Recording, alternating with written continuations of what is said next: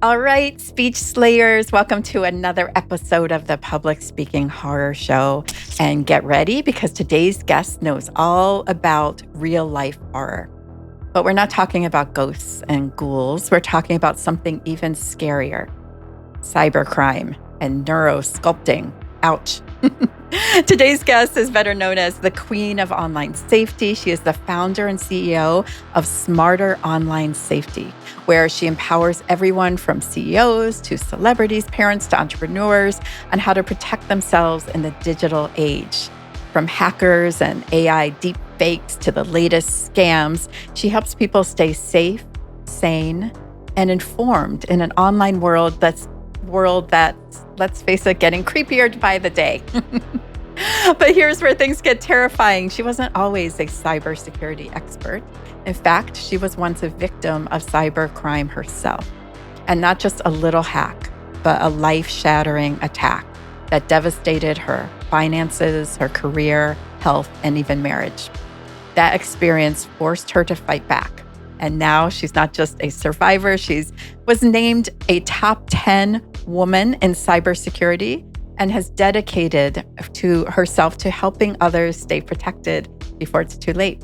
So if you've ever worried about getting hacked, scammed, or even digitally impersonated, this episode is for you. Buckle up because we're diving into the real horror stories of the internet. And trust me, you'll want to hear what she has to say before you click on that next suspicious link. Let's slay the cyber monsters and learn how our brains can help us slay our nerves too on stage. There's a lot to unpack. Welcome to the Public Speaking Horror Show, Jocelyn King. Oh, thank you so much, Laura. So great to be here with you and everybody. And you're not only a speech slayer, you are a podcast introduction slayer. That was amazing. Oh, thank you. Thank you so much.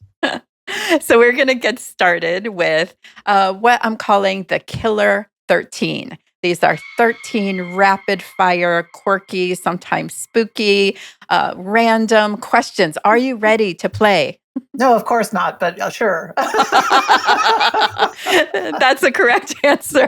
Sure. All right. Number one, what's scarier, a room full of zombies or a room full of hackers? Hackers. Okay, I thought you'd say that one. If you could go back and tell your child self one thing, what would it be? Take a deep breath and try to have fun. Oh, I love that one. Awesome. Number three, what's the worst cybersecurity mistake most people make every day?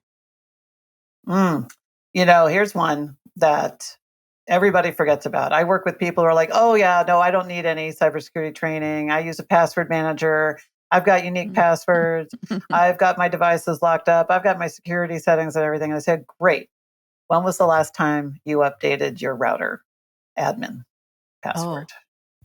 Ouch, And I most don't even know people what that think, means. did they ever do it, or did they just plug it in and leave the 0000 password in with the admin login that we could all hack into your account, even though it has the secure lock. When you look at Wi-Fi, that's the fastest way into your entire network, your entire files, and your entire life. I'm already feeling my anxiety rise a bit. Okay. I hope everybody listening is going, oh, I got it. Or they have to ask their partner or somebody, like, have we ever done that? So, yeah. Oh my goodness. Okay. Thank you. Thank you, I think, right? Number four, would you rather be invisible or be able to fly? Invisible. Why is that? Because, and in my line of work, it gives me the access to be able to be in the rooms where the things are happening. I help fight. I help protect people, and the way to be having the information that you need to have about your opponent is the best way you protect yourself. So I think being invisible would give me more power over being able to garner information that would help others than just being able to fly.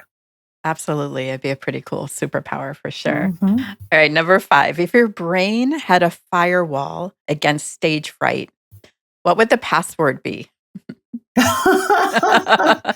Well, first of all, I would not use a password. I would use a passphrase, which Oh. means that you think of a phrase from a movie. So let me just pick something random here. Let's pick "When You Wish Upon a Star." So Oh, I a good would one. use an uppercase W for my first letter, and then a small letter U for the word you, and Mm. then W for wish, and U for upon. And then instead of an A, I would use an at symbol.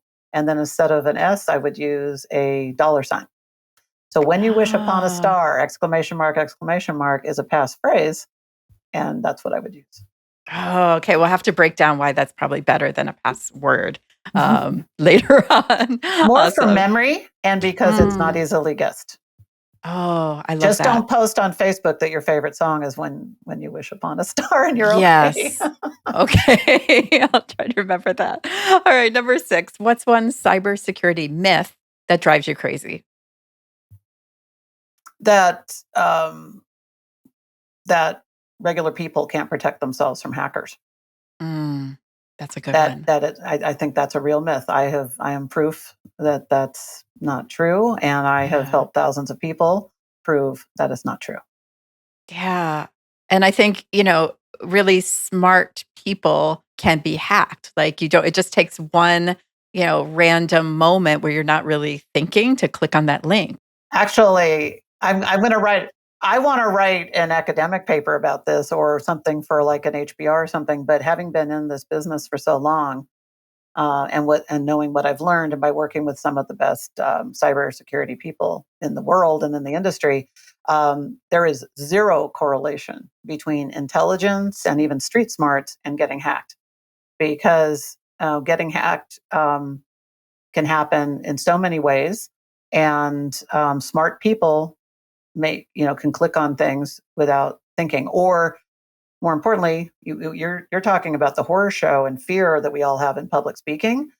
Well, hackers rely on fear and getting you into a fear state. And so when they get you agitated and they get you into your fight or flight limbic system brain response, so that you're not thinking with your best thinking, that's when you make the mistake. So the smartest people, I've worked with, billionaires and smart, some of the smartest Silicon Valley engineers and super smart professors and stuff who have been hacked. There's certainly high intelligence and high street savvy, but you can easily click on something, especially when you're in a moment of a fear response or being distracted. So there's zero correlation. And that's really important because most people, if they've done something they shouldn't have or clicked on something, they can compound it. And I did myself by then feeling shame over having done something they shouldn't have done and then not getting help. And when you realize there's zero correlation between making the mistake of being manipulated by a hacker who's intentionally maliciously trying to manipulate you, that's nothing to be ashamed about, and it has nothing to do with whether you're smart or not. I love that so much. Yeah, I beat myself up when I clicked on a UPS. It was a UPS link, and I was Mm-hmm. expecting a package. Mm-hmm. And I actually put in my credit card number. I mean, it Mm-hmm. was so bad, and I was like, "God, Laura is so dumb." But it was that moment that I'm not thinking. It was around Christmas. I'm getting packages, Mm-hmm. and yeah. So, geez, thank you for that. So don't beat yourself up about it. There's a reason why they do it, because so many people do that. Will respond that way. Yeah, absolutely. All right. Number 7. What's one online scam that you're actually kind of impressed by? Gosh, I've seen so many. I'm just trying to think of one. I think I actually the ones. So there's one where it's you imitate a website. So for instance, a smart, Mm, once you're informed about what to look at, you know not to click on links.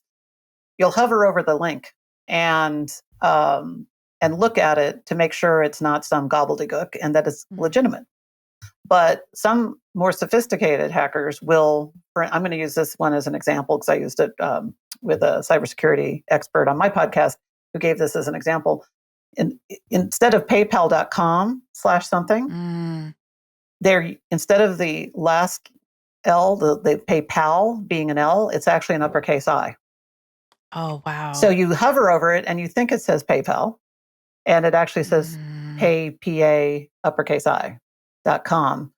And so the way to catch that is to put it in this link that we give people where you can put everything in, and it'll tell you whether it's a good and safe thing to click on or not. But to your eye, even if you've trained yourself, oh, I'm smarter than that. I'm not going to click on any link without making sure it's a good name.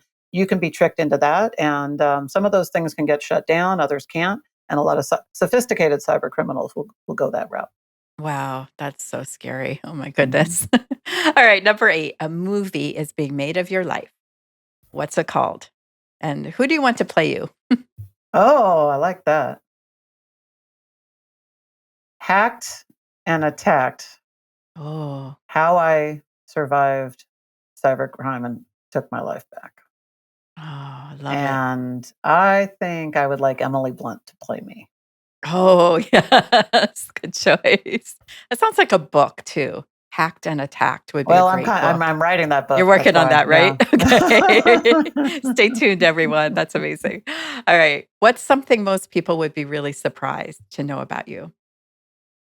That I grew up in Hollywood in a show business Oh, family, and by the time I was 10, I had performed on stage in front of thousands of people and been on a TV commercial, and that led me into, I had a career in my 20s. I was a a musician in an all-female rock band that toured all over what? California, and then I was a jazz singer, and did festivals and jazz festivals and county, state fairs and things like that with my quartet. And my Tori Amos stole away my bass player, and the Grateful Dead stole away my pianists. And then I decided, No and way. at that point, I said, okay. And then I went back and to school and got an MBA and stopped doing music on the side. But music and acting and entertainment's, been a big part of my life. That's why some of my clients are celebrities. And I work with Oh, CEOs and executives and investors in Silicon Valley, but I also work with,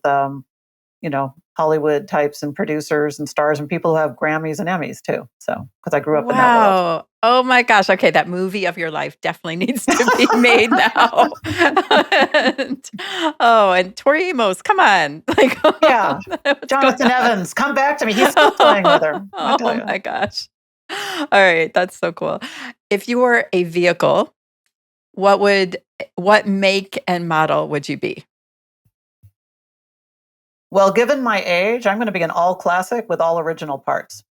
Uh-huh, I love How it. about a bathtub Porsche? Because I'm a little curvy, so there you go. I'll be a Oh, I love that. classic Classy. 60s bathtub Porsche, all original parts. There you go. Very cool. Very cool. In great condition. Fantastic.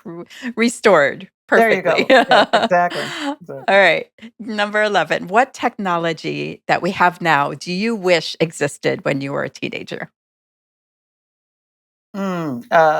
Google search and YouTube, because Mm, I was, I look at my nieces and nephews and all, and just how I'm using everything today. I mean, when some of us were growing up, you wanted to learn something, you had to go to the library and look it up on a card and a file and then go find it. And if the book's out, you have to put in a request to be notified when it comes back in.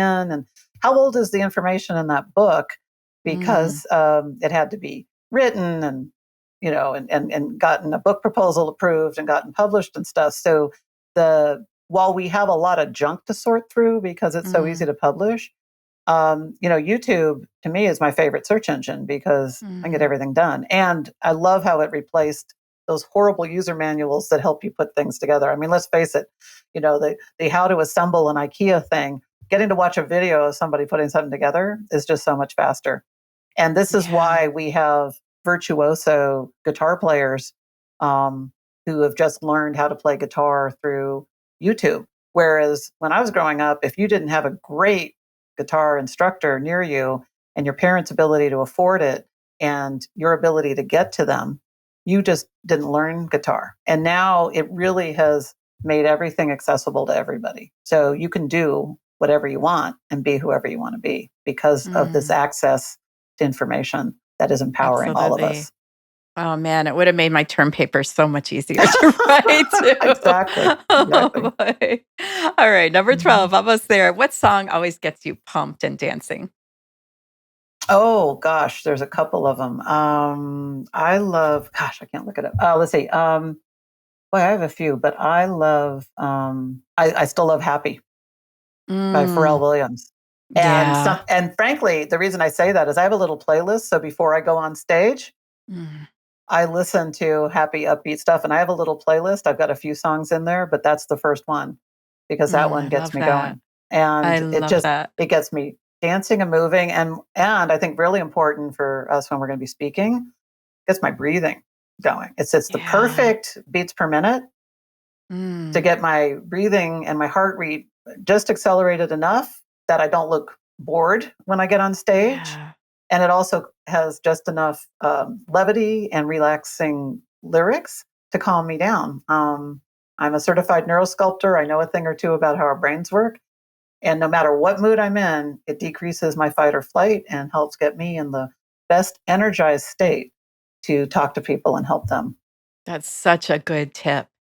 Get yourself, little playlists, right? To get right before you're doing something scary or going on Hmm. stage and Hmm. speaking. I think that's so good because it changes your state no matter where Right, you're starting from, right? It's going to right, boost you up and get you excited. So right. I'm in I mean, kind of think a of chaperone phase right now, but there you go, but I love happy too. and think of Michael Phelps at the Mhm. Olympics. He always had his earbuds in and was listening to his playlist. And 16 gold medals later, or whatever it was in that particular Olympics, I think it says that it helped because that was how he prepared, so he could be ready and warmed up and stay loose. And that's what we all need to Oh. do as speakers.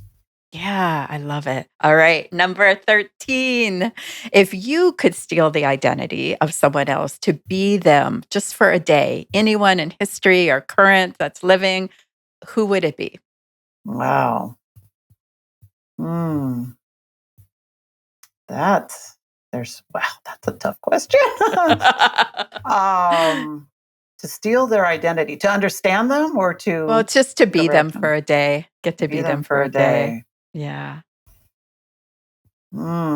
In the past, I would have said Madeleine Albright because Oh, when she was yeah? Secretary of State, I love that she was a foreign national Mhm. who had such powers of good and influence and was such a great negotiator. And she's somebody who learned how to handle any situation.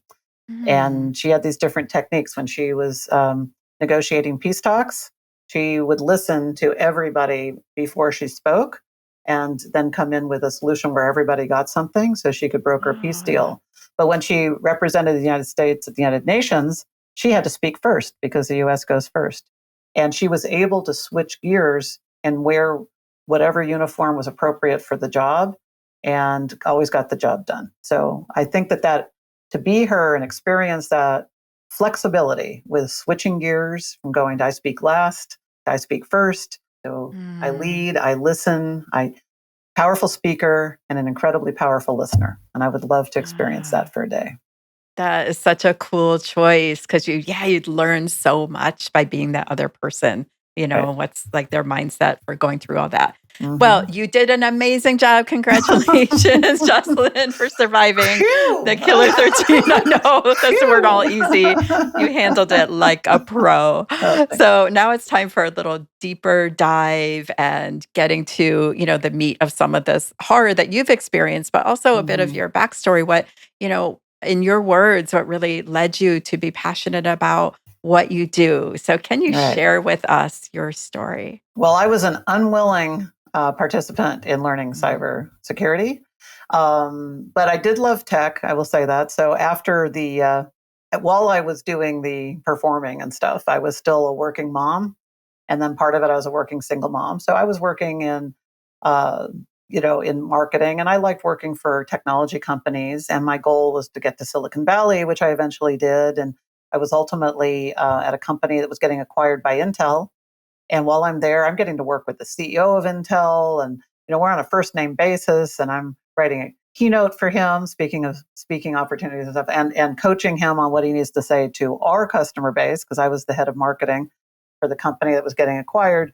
And in the midst of all this, I realized that I'm getting targeted by cyber criminals. And it had nothing to do with being part of Intel. It was actually for other reasons. But I was targeted, and they were able to hack through my husband's phone and impersonate being him so that they could get into our network, and get our identities, get all of our financial information, get all of our passwords and everything. So they didn't even have to hack my network because my network was highly protected and I had new passwords and had done everything correctly.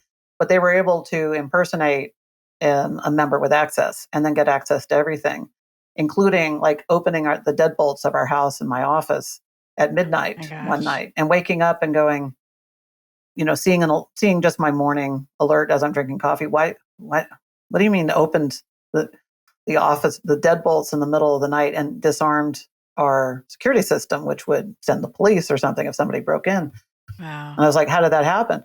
So I'm calling the security company to try to figure out what's going on. And they're saying, well, somebody must have been sleepwalking or something. They're putting it all back on me. And I'm saying, well, no.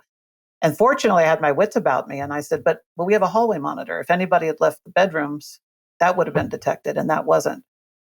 So Mm. they couldn't explain it. And they're basically saying, well, it's not, it just shows that it's this person's phone, unlock them. And so it's kind of that thing where they're pointing at, you have to go to the phone. So then I'm talking to, the carrier, and I'm talking to Apple, and I'm talking to everybody, and everybody's saying, pointing me to the other systems.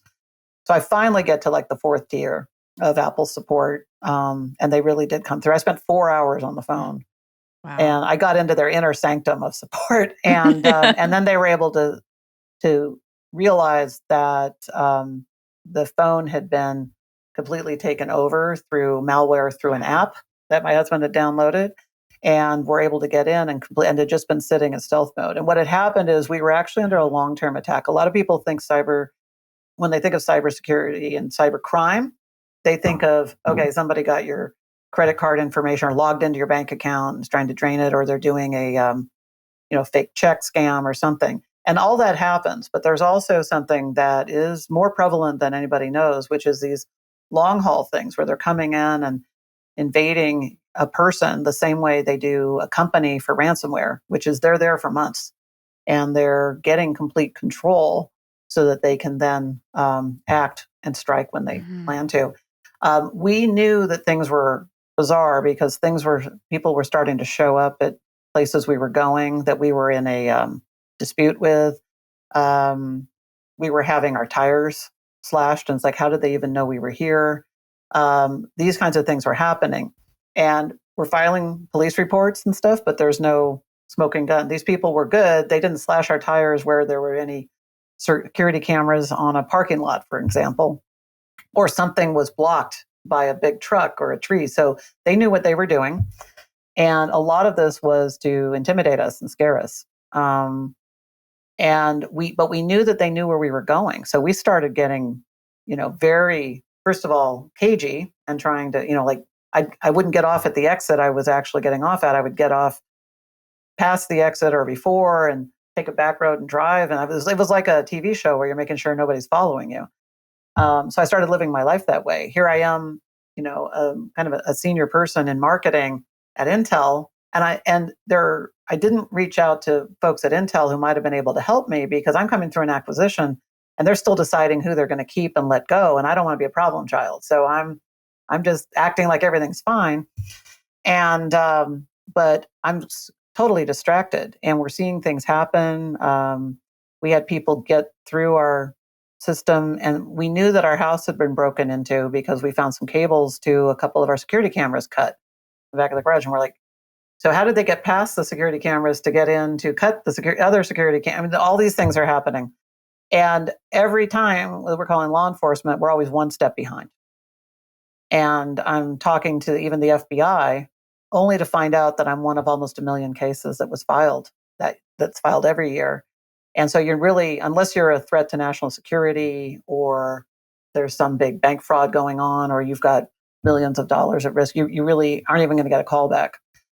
Because our law enforcement are fantastic and our first responders are great, but they are so overwhelmed that they really they can't help you. So the second worst thing about having this happening is then reaching out, thinking, well, I'm going to get help, and then realizing the cavalry is not coming. You got to figure this out for yourself.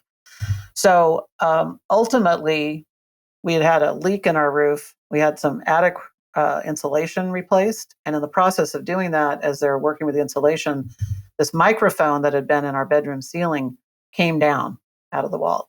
I had paid thousands of dollars to have our cars and home swept, and they had swept the walls to see if there was any surveillance, but they hadn't swept the ceiling. And it would have looked like a little dot, so we didn't see it. But imagine finding out that you've had a microphone in your bedroom that people that you don't want to know anything about you have been listening to for over a year. So that is so invasive and devastating. And so the emotional roller coaster, the actual what's happening with your finances and your physical devices is one thing, but the emotional and mental strain that all of this takes. And I've met so many people who've been through worse than me, that this is something that people need to be aware of, because people who want to get at you can get at you, and you need to take steps to protect yourself. Wow. I So mean, this so that so was where I was. scary. Hmm. And one of the scariest things is that there isn't really anyone to help. I mean, that's why we need you, right? You needed you back then. That you can feel so isolated and alone in it. What are some of your biggest tips to like protect yourself for those Right. listening out there? Well, first of all, so it's interesting what you said, because that's what I was looking. First of all, I know they've gotten into the phone, so I'm like, can I even search? If I'm searching, do they know what I'm searching for on my phone and my Mm, Mac? At this point, I have no idea what they have access to and what they don't. But I know they have access to far more than they should. So I'm even afraid to do, you know, searches on my phone for people to help and stuff. So, and then you start getting paranoid, um, and then you see threats where there are threats, but you also see threats where there aren't threats. And so you mm, start getting into a mindset. I was basically on a 24-hour adrenaline and cortisol drip for about 2.5 years. wow. And your brain, you can't live that way. I couldn't sleep. I mean, I ended up being on Ambien and antidepressants and everything. And what I was looking for, Laura, was I kept looking online, where's the checklist for how to get out of it? And where's the Mm, checklist for how to prevent it? And it didn't exist. And on my darkest morning, when I woke up and had realized we had been surveilled, and we lost a lot of money, and we were spending a lot of money on defensive measures that weren't catching anything. And I'm distracted from work. So here I should be at the peak of my career, and I missed a promotion opportunity. I feel I have to be in two places at one time, and I can't. And I just woke up one morning and I thought, every day it's getting worse, not better, no matter how hard I try. And I just thought, I just saw that I had no future, and it was the darkest I've ever felt in my life. But mm, at that moment, I thought, I can't find this checklist, but I can make it, for mm, my daughter's sake and my niece's sake and everybody I care about. Because the part of me that stood up against a bully who was bullying a little kid when I was a kid came out, and I was like, mm, I'm going to figure this out. I'm going to find people who can help me, even though I keep getting no help. I'm going to just keep going till I find help. And then I'm going to create that checklist and I'm going to share it. And that purpose helped me rally and gave me the drive I needed to protect myself, and ended up leading to what I'm doing today. And that's why I went from being a depressed, Ambien and antidepressant taking cybercrime victim who was afraid her life was over, to getting named a top 10 woman in cybersecurity. It was just through that I'm going to rally and figure this out and then help as many people as I can. And that's what I'm doing now. And I've never had more, as horrible as all that was, it's ironic, the gift that life has given me by helping me I've been able to help thousands of people, and I'm looking forward to helping thousands more. And that I have more purpose and mm. a drive to get up in the morning than I've ever had in my entire life. Man, you're such a rock star. I mean, I think most people would have just wanted to move to Mongolia or something and just, give up, but instead, yeah, you fought back and you Mhm. rose up, right? And, from that darkest day and experiencing that. I mean, for anyone listening out there who is having a bad day or feels a little overwhelmed or stressed, like imagine like things could be so much worse. And that's why it's so important to protect yourself, because you just don't just from downloading an app, right? Clicking on a link, your whole life can just be invaded in such a horrible way. I can't imagine. I know you touched on a little bit about how you rose up, how you fought back, but part of that it seems like was an internal battle too for yourself to take Yes, back your own sanity. So tell us a little bit about what you learned about neurosculpting and how you sure. became an expert in that and how that might be able to actually help too some of our listeners who Yeah, fight that same kind of fear, whether it's with public speaking or anything right. else in their lives where they need to rise up and be brave like Yeah. you. Well, it was kind of one of those universe coincidences and a gift, in that I thought I just have to go get away from my house and get away from all of this. And it was actually my birthday weekend. This is about, I don't know, 9 years ago. I went, I saw a retreat place that was near me and I thought I can go there. I just have to get away from here where I feel I'm under attack all the time and don't feel safe. I don't feel safe in my own home. And so I went to this retreat center for my birthday weekend, and they had four options. And one of them was the woman who was the founder of the Neurosculpting Institute, which is based in Denver. And she had several books out. And it's really about how you can rewire your brain. And she has a personal story of how she almost died and flatlined in front of her child because she had such fear and anxiety that her body response was actually making her heart stop, and she had to save her own life. And she did it, and she wasn't having, you know, epileptic seizures or something. They were telling her this is something in her in her neural plasticity that, and she just started researching everything she could and realizing how she could rewire her brain to overcome the fear and lessen her fear response. And I said, oh, that is for me. So I went and I got to have it. And basically, it's a 5-step process that helps you calm your limbic system and get out of fight or flight and bring your prefrontal cortex, our big, calm, big picture thinking, best self thinking back online. And then visualize, and then through toggling your left and right brain hemispheres through the kinds of words being used in the meditation or a visualization, you literally are rewiring your brain every time you hear it.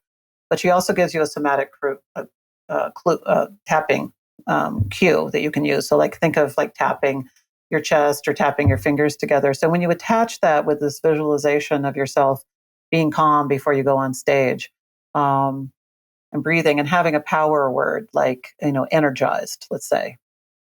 By doing that, after having done this meditation where you're starting to rewire your brain, you can take yourself into that state. You also use your non-dominant hand. That's how you help rewire it. And by doing things as simple as brushing your teeth with your non-dominant hand, stirring your coffee with your non-dominant hand, scrambling eggs with your non-dominant hand. Every time you do that, you're rewiring your brain. And the me that you see calm here is not only because I learned how to protect myself, but I like to say, first I had to get sane and then I had to get safe. And the getting from that fear response to getting into a sane, calm, relaxed state, I use these neurosculpting practices for. And I do have a neurosculpting meditation and a little talk about it that I can give you a link to that you could share with your listeners. And I just want to share it as it's my gift to helping people who are feeling that. But you literally can rewire your brain, and it is a powerful tool to help overcome fears like fear of public speaking, or if you feel any kind of imposter syndrome or fear of anything.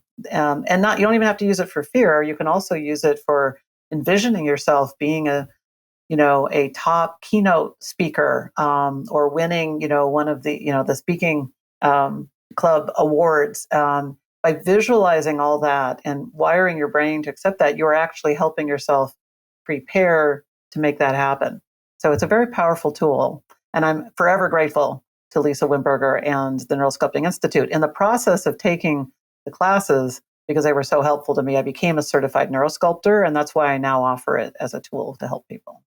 That is so powerful. I love the power word, having that. And I love the link between simply brushing your teeth with your, non-dominant hand and how that can link to helping you overcome some nerves. Like I never would have made that connection. Is neural sculpting the same or different than neural linguistic programming? It's its own flavor It of is? neural Okay. rewiring. And Okay. what's nice about it is it's something that anybody can do themselves, and you can have control. You can reinforce and rewire your own brain, several times a day with these little hacks. Thinking that power word while you're using your non-dominant hand, thinking energize, you're literally creating new neural pathways. And so it's a very good self-empowered, self-help version of how to do it. That kind of it takes the all the science from neuroplasticity and what they're learning, and what's latest and greatest in neuroplasticity as a science, but combining it with ancient meditation visualization techniques. So it's also very calming.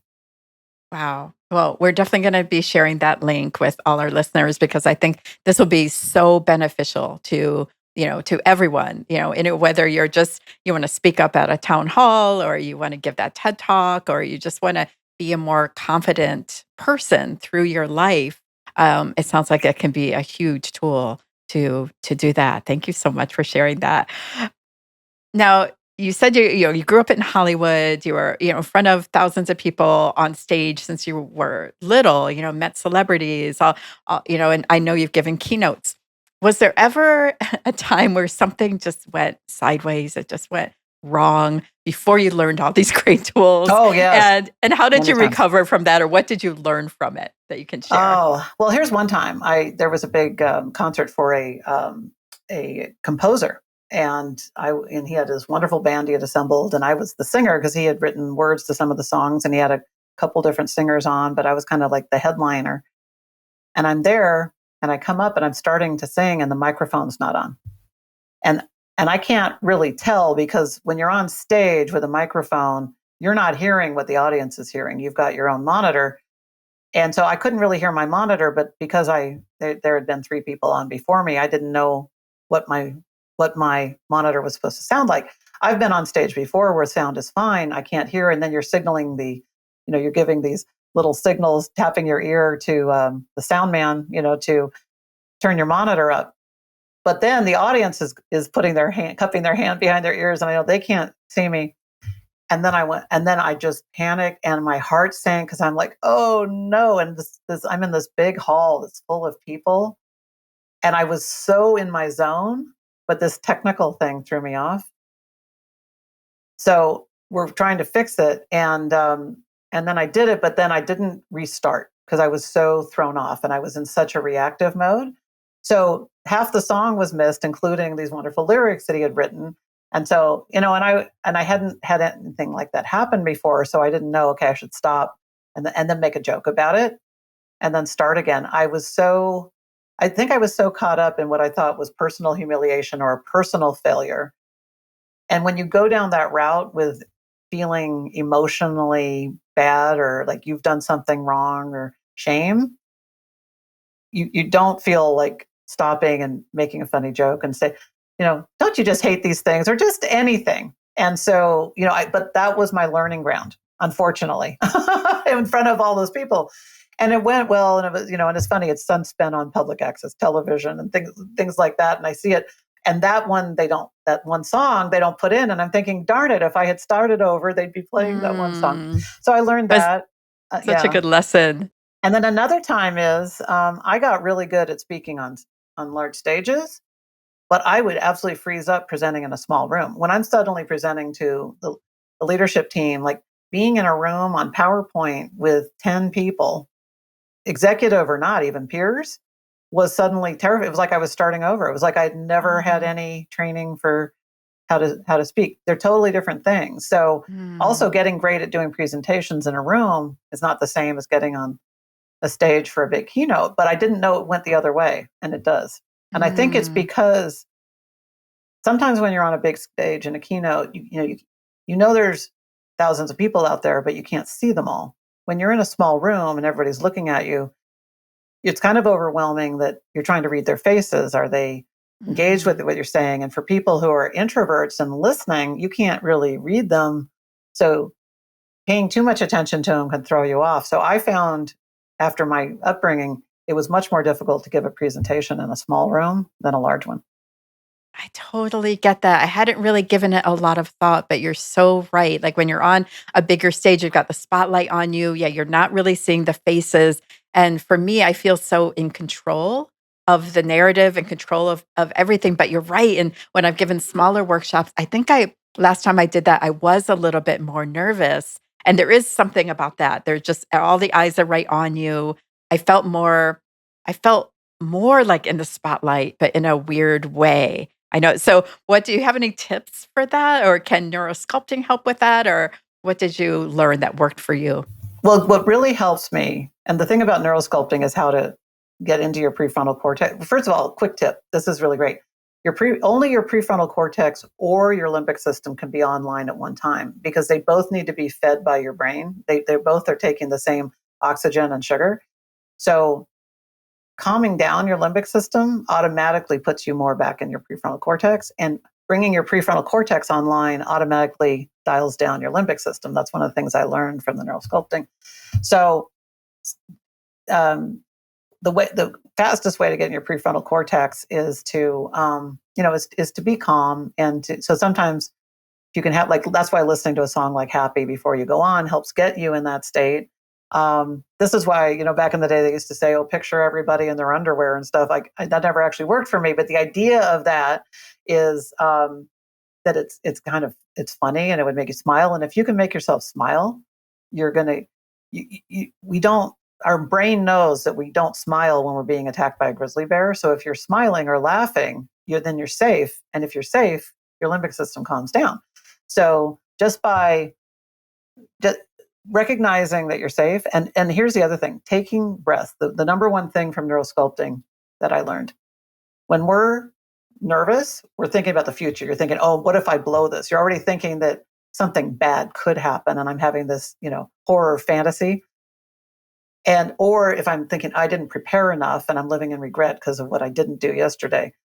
So just taking some deep breaths and feeling your feet on the floor or your legs in the chair brings you back into the present moment. So the more you are in the present, the more naturally calm you are, unless there actually is a grizzly bear in front of you. But an audience in front of you is not the same. And then the number one thing I would do, because I think most of it comes up from thinking, am I going to be good enough? Did I prepare enough? What if I do this? And you hear all those eyes. And instead, if I think, what do I really want everybody listening to me to get out of this? What's the gift that I want to give them? What's the experience I want them to have? What's the knowledge I want them to have? Like, now when I'm talking and helping people realize that they can, they have agency over protecting themselves online, and you don't have to become a cybersecurity grade hacker to do that. So empowering people to understand that they can take control of their lives, and there's just a few steps that if they do them, they're going to be 10 times safer than they are right now.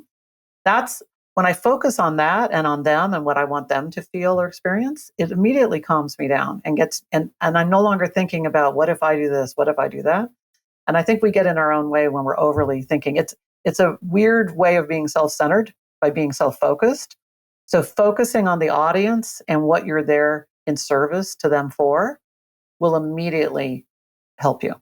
Those are amazing tips. Oh my gosh. So smile, unless that grizzly bear is actually coming at you, Right. then it's not going to Right. matter either Then you way. yell. Then Yeah. you yell. Yeah. Yeah. Smile, breathe.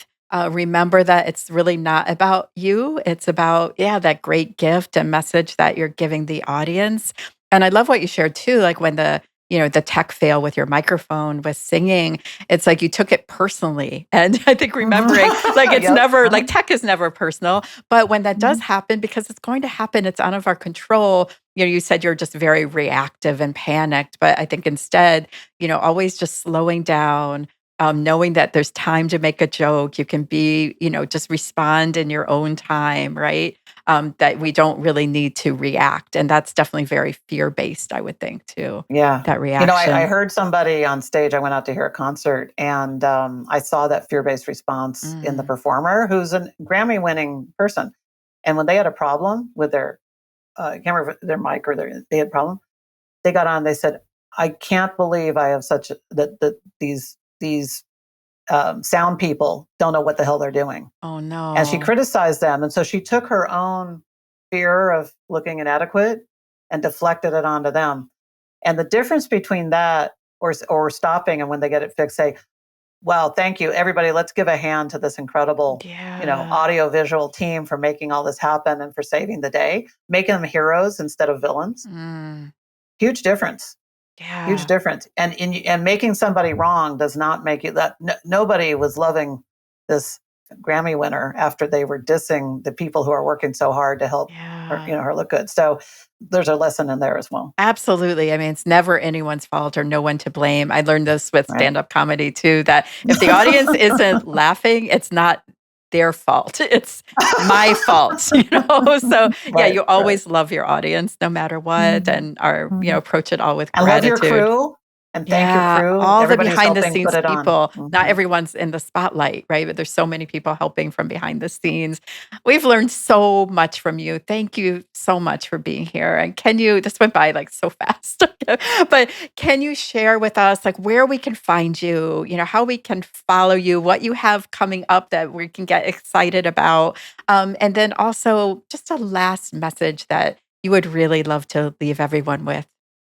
Sure, I'd be happy to. Thanks. Well, first of all, I invite everybody to come to smarteronlinesafety.com Mm. and sign up. I've got free resources on there, and as I release them, and every week I have a newsletter with a couple of tips in there to help you stay safer in a couple minutes.